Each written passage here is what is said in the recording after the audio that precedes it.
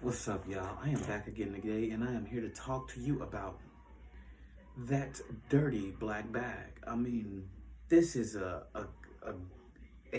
western I didn't know I needed in the time that westerns aren't as prominent as they should be. I feel like it's a lost genre. The last western that I seen that made me this excited about watching a western would be The Harder They Fall on Netflix. But this gives me, man, it just gives me Gunsmoke, Bonanza, Tombstone type of vibes. I really enjoyed the mystery and the politics that are being played in this show, which revolve around many things, which is about redemption, having a bad past and redeeming yourself, and still having triggers for the stuff that you did back in the past. For like bounty hunters, you was a bad dude. Bounty hunters was always on your butt. So now you don't like any bounty hunter. You have those who revel in darkness, feed off of it, and grow, helps being in the darkness helps them grow as a person and power and things of that nature. You have people that are greedy and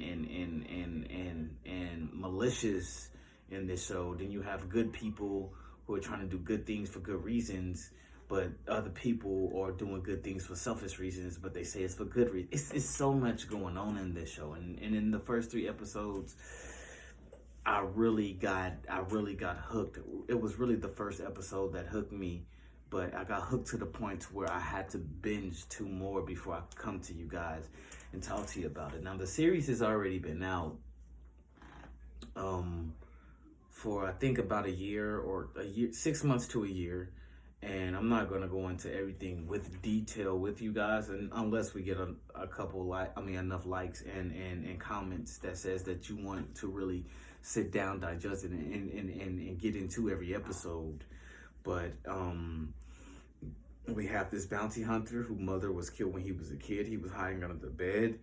Um, he at that point, after his mother died, he was found and raised by Indians until he was given to other Caucasian people to raise him. And he just grew up with this hatred to find this man that did that to his woman, to his mother.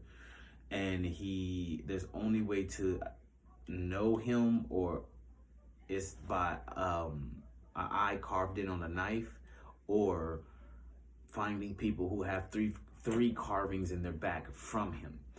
And that's his journey. He's going on trying to find the man that killed his mother, that unalived his mother. We have some special guest actors in here. Very wonderful acting, scene playing. I mean, just the gestures in certain times, at certain points in the show, give you that nostalgia of like you're in the West, like, or just little things like somebody say something slick in a head turn, a jacket flip, or you know what I'm saying. Those things matter to me in good storytelling, and I get that from here. People don't, for instance, people don't just leave their hats, if that makes sense. That's something that growing up in the South with a Southern grandfather who's all about gunslinging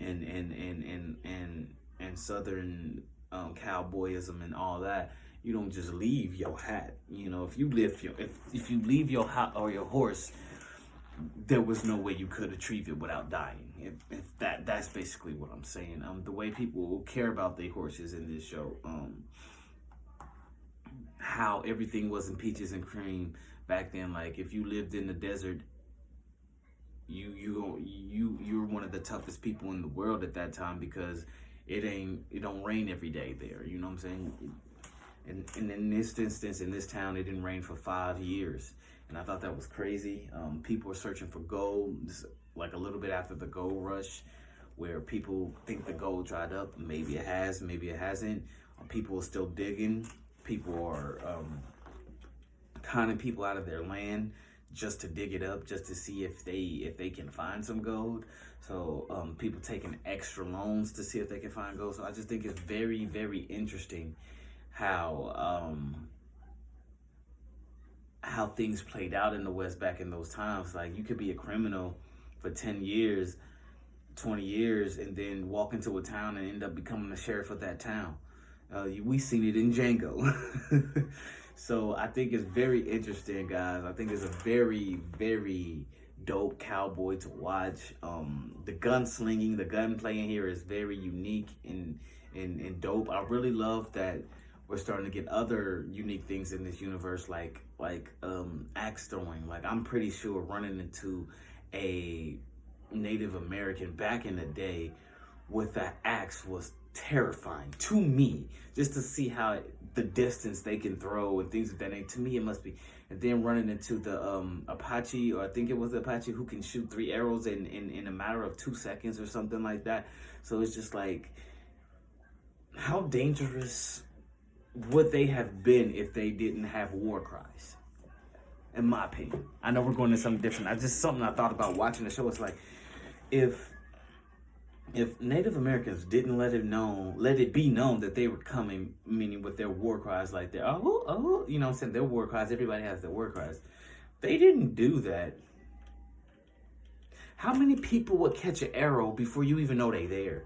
There's just things that I be thinking about, like, dang, they could, if they were stealthy, if they were like native ninjas, they probably could have did way more damage. You know what I'm saying? Not to take away from what y'all with Caucasian Americans was doing, because I mean, Doc Holliday, Jesse James, Billy the Kid are some of my favorite heroes. And that's crazy to say because they're all criminals, which in today I find crazy because people will say I'm a bad person for saying King Von was one of those type of people. You know, it doesn't matter what race you are. Americans love gunslingers. I don't know what it is. Maybe you can tell me why.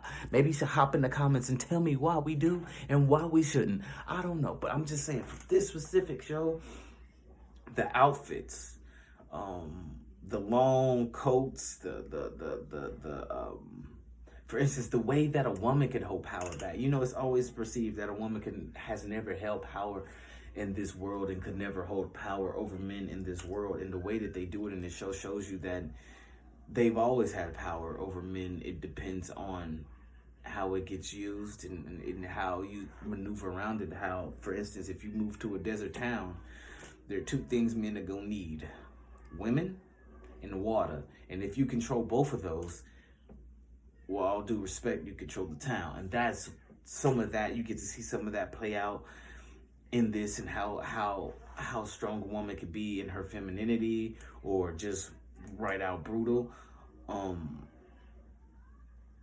So let me know what y'all think. I was actually thinking about doing Warrior, actually reviewing the whole series of Warrior, because the season 3 just ended. But y'all get in here, y'all let me know what y'all think. Should I review Warriors? Should I start from the beginning or just do season 3? Let me know. Y'all the only ones that can tell me, or I'm just gonna keep pumping out stuff until you let me know.